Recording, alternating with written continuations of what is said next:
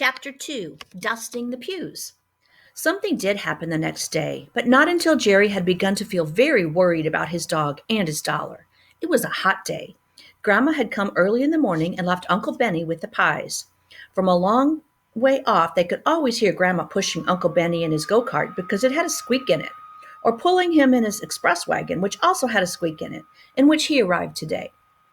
Now it was 12 o'clock noon.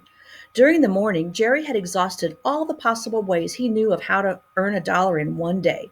He had even offered to wash Mrs. Carruthers' windows. They were very dirty. But she said no.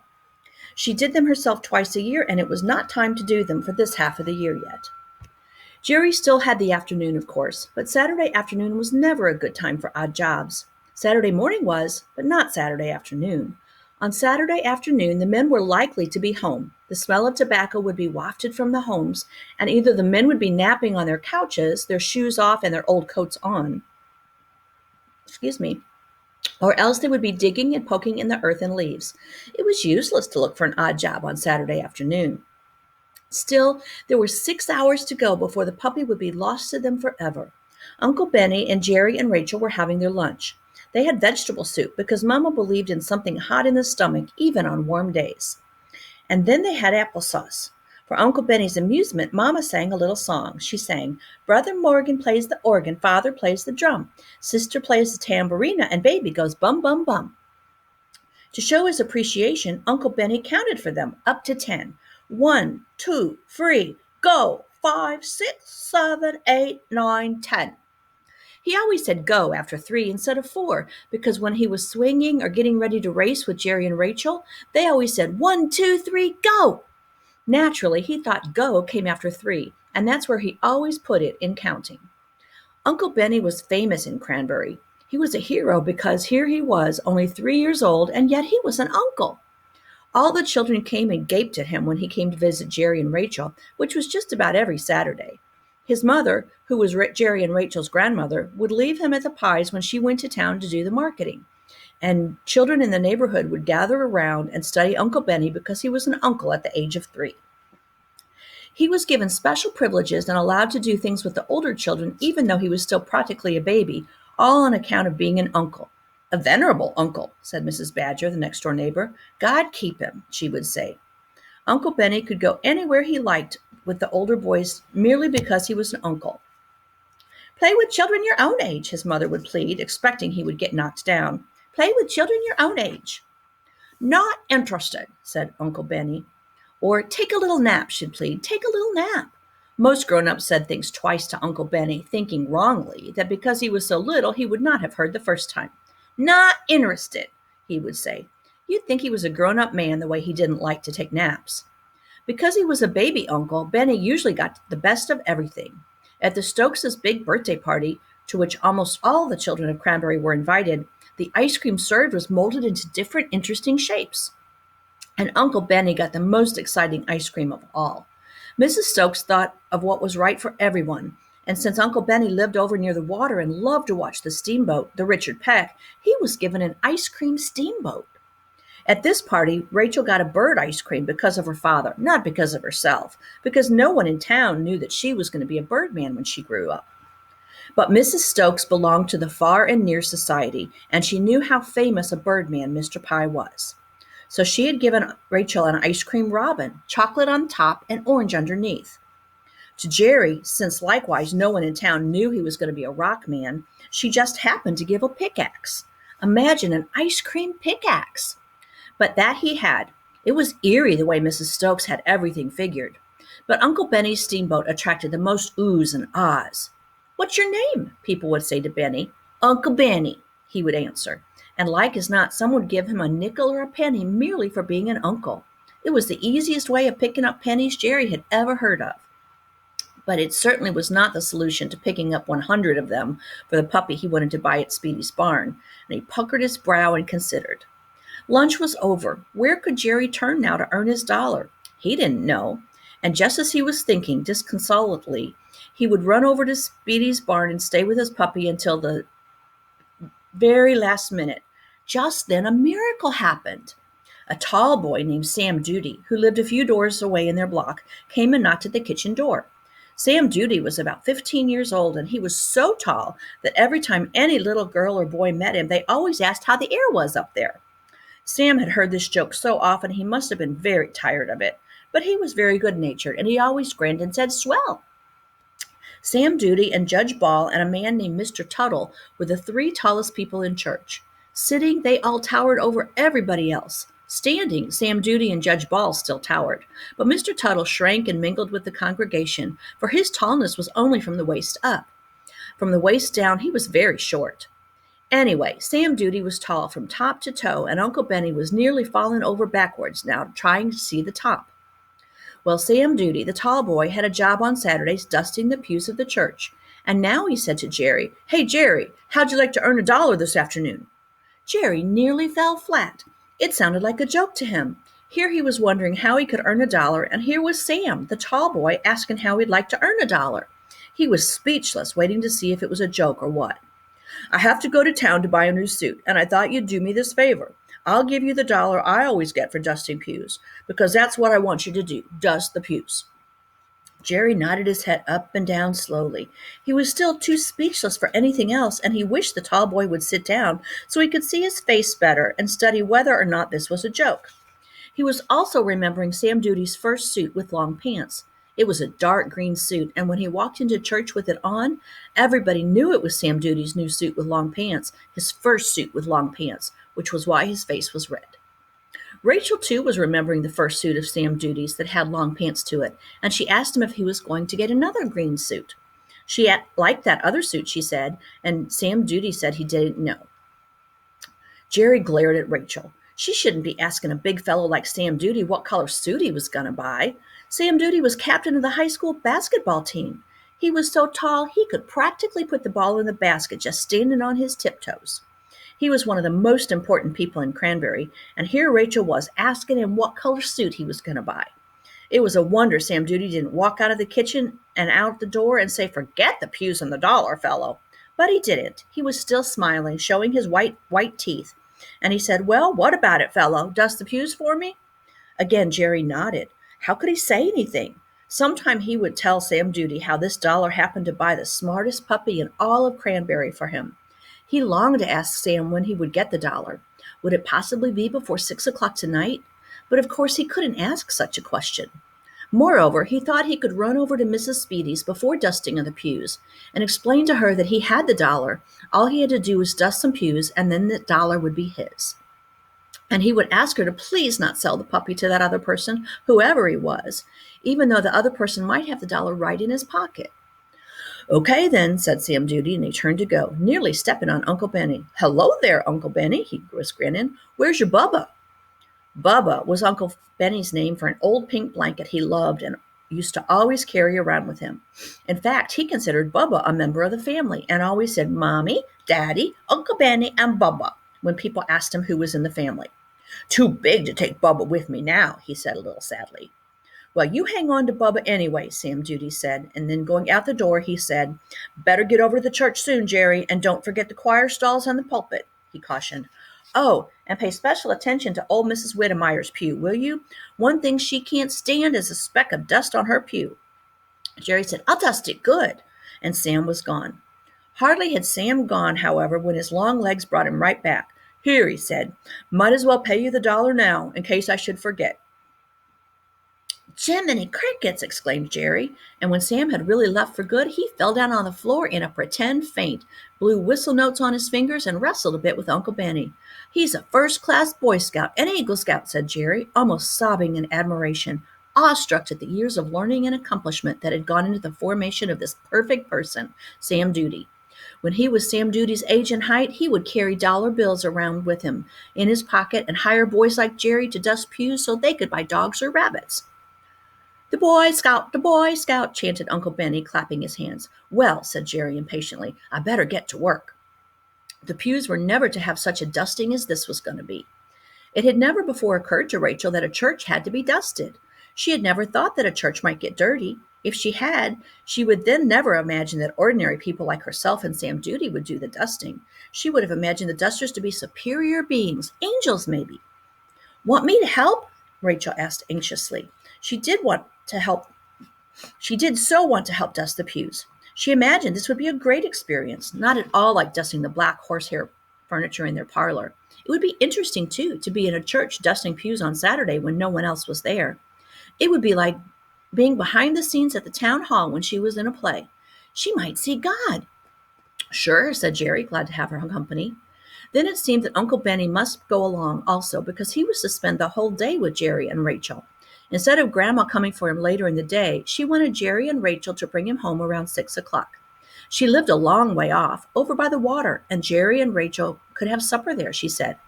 So first they'd dust the pews, then they'd get the puppy, then they'd take Uncle Benny home and have some supper, then they'd go home themselves with the puppy. That's what they would do.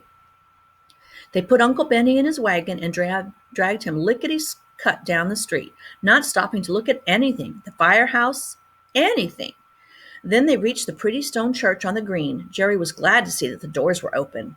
He had been wondering how he was going to open the heavy brown doors, and tall Sam Duty had not told him exactly what to do, except where he would find the dusters in the parish house.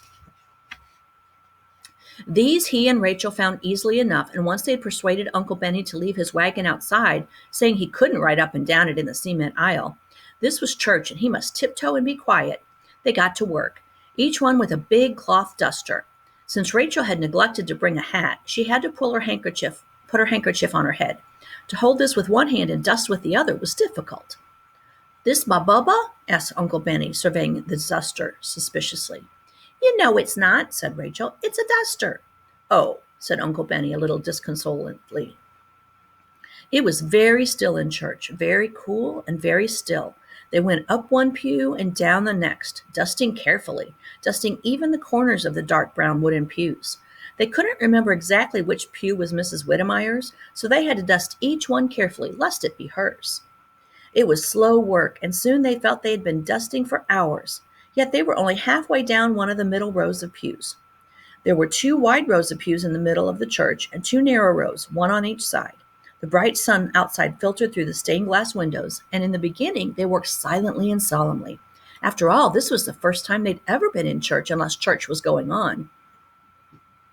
Suddenly Uncle Benny said in a very loud whisper, "Hey, this church? Where everybody?" "Shh, this is the church but it's Saturday," said Rachel. "Nobody's here on Saturday." "God here?" Uncle Benny asked. "Yes, only us and God." "God everywhere," said Uncle Benny with satisfaction, "even on Saturday." Once the silence had been broken by Uncle Benny, they all talked as they worked, and for a time they seemed to be going very fast. How they dusted, up one pew and down the next. It was really hard work. Jerry didn't care how hard he worked, though. Thoughts of that little puppy that was going to be his when the last pew and pulpit were dusted put heart and speed into his hands, and Rachel's too, but not in Uncle Benny's. He was merely making a chivalrous gesture toward this unusual way of spending Saturday.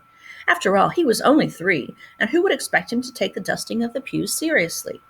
Uncle Benny was having a good time anyway, climbing up and down the pews and pushing all the little hymnals and prayer books to the ends of their little racks. They'd have to straighten all these out later, thought Jerry worriedly. And how were they ever going to finish by 6 o'clock? Rachel, too, was thinking the same thing. Moreover, her arms were very tired, and both she and Jerry had begun to slow up. Occasionally they looked ahead and behind to see how much ground had been covered and how much still was to be done. There was plenty still to be done. "We should not look ahead or behind," panted Rachel. "Just keep on going." Then Rachel had a very bright idea.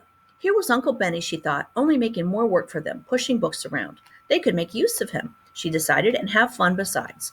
Mama always said, if you can have fun doing your work, have fun. She could see no harm in that. "Come here, Uncle Benny," she said. "Game." "Have fun?" said Uncle Benny hopefully. He was beginning to have had enough of church. "Have plenty of fun," said Rachel, and Uncle Benny came climbing over the pew. Rachel had quite a long duster, and she tied it around Uncle Benny's pants. "Whee!" she said, sending him down the long pew. Well, did Uncle Benny like that? He certainly did, and now Jerry got at one end of a pew and Rachel at the other, and they sent Uncle Benny sliding back and forth across the pews. They no longer cared about the corners. They must surely have passed Miss Whittemeyer's pew by now, and who sat in corners anyway? "Whee!" said Rachel, sending Uncle Benny sliding down one long pew. "And whee!" said Jerry, picking him up and putting him on the next pew, sliding him back.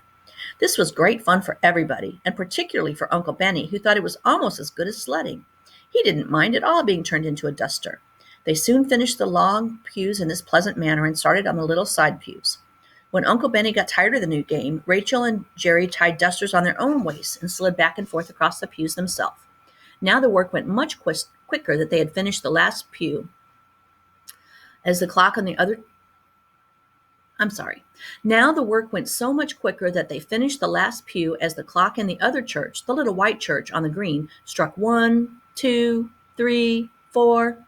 The light shining through the church windows was growing dim, and the children were growing very tired and hungry. Now there were only the long choir stalls, 2 on each side, and the pulpit, and they would be finished. We'll save the pulpit for the end, said Rachel, having an idea that the pulpit was the dessert of the job.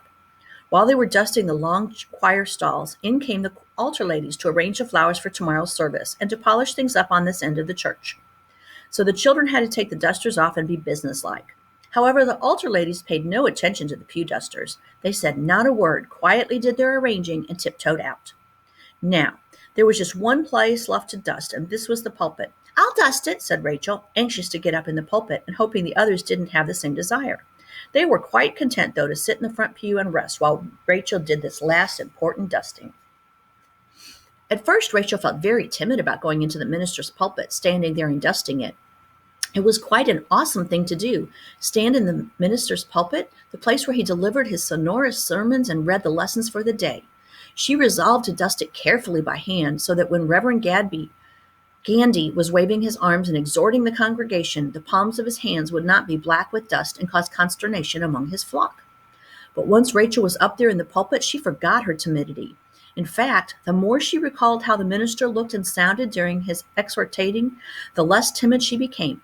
In the end, she waved her duster in the air and started to exhort her congregation, which in this case consisted of Jerry and Uncle Benny.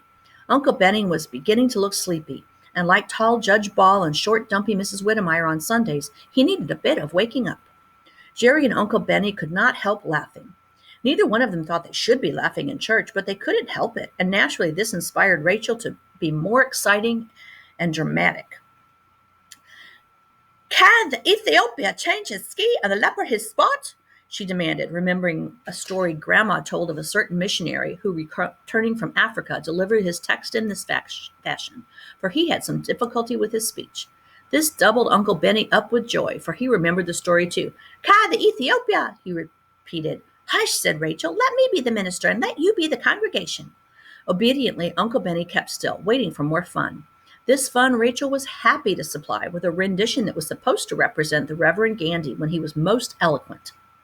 At this triumphant moment, out of the corner of her eye, Rachel thought she glimpsed the Reverend Gandy himself, standing in one of the rear side doorways of the church. She didn't dare take a good look and make sure. She was frozen with embarrassment, her arms raised to heaven and still as in a painted picture. Then, with great presence of mind, she switched from her meaningless garble, her imitation of the minister, to a quiet exhortation to Jerry and Uncle Benny to go to Sunday school, to go often, and to be good boys, and not to spend their Sunday school pennies on peanuts, but to put them in the plate. She paused. She moved her eyes as far to their corners as she could in order to see, without turning her head, whether or not the minister was there. She thought he was. Here's a picture of her. Jerry and Uncle Benny laughed and laughed. They were in stitches. They didn't know that Rachel thought she saw the minister, and they laughed harder at the funny face she was making, her eye rolling, than they had at her speech. Laugh not in church, counseled Rachel. It's a wonder something doesn't smite her down, marveled Jerry. Smite her down, echoed Uncle Benny. Attend the Friday evening lectures on Jerusalem, suggested Rachel. They are free. There are colored slides, she added. Above all, come with clean hands, she said as an afterthought. Then, with great dignity, she backed down out of the pulpit, wiping her brow on her duster, and sat down with Jerry and Uncle Benny. Hey, she whispered, turn around, Jerry, and see if the minister's standing in the side door. Jiminy crickets, muttered Jerry. He turned around, but there was no one in the doorway, or in any of the doorways. He was there, said Rachel. I think he was. Will I be cast out of the church? Might be, said Jerry. He suddenly realized how tired he was. And here his sister was, getting herself cast out of church on a day when he was earning his dollar to buy the puppy over at Speedy's barn. Perhaps getting himself cast out too, and even Uncle Benny as partners. It would only be fair, since Rachel had helped with the dusting of the pews, to be asked to be cast out of the church along with her if she were singled out. But he was annoyed with her. Then Rachel looked unhappy and he said, "Shucks, he probably wasn't there at all. You're always thinking things." Their work was finished, and they tiptoed across the church and down the long twilit chancel to the parish house, where they left the dusters in the little closet where they had found them. Then they went out of the parish house door into the late afternoon waning sunlight. There in the garden in front of the parish house was the Reverend Gandy, plucking off dead chrysanthemums and withered leaves. He had his long black clericals on under his regular suit jacket. He smiled benignly at the children. "We've been dusting the pews, sir," said Jerry. "Ah," said the minister, "you are the youngest pew dusters I've ever seen." The three children smiled. Had he been standing in the doorway, or hadn't he? "Come to the lantern slides in the fall," suggested the Reverend Gandy. "They're in color." "And free," said Uncle Benny. We will," cried Jerry and Rachel hastily, and they ran as fast as they could, yanking Uncle Benny's red wagon behind them. "We won't miss one," Rachel shouted over her shoulder to the Reverend Gandy, who nodded approvingly and then stooped to pluck a flower. And the three children dashed across the green as the clock on the other church, the little white church, struck 5.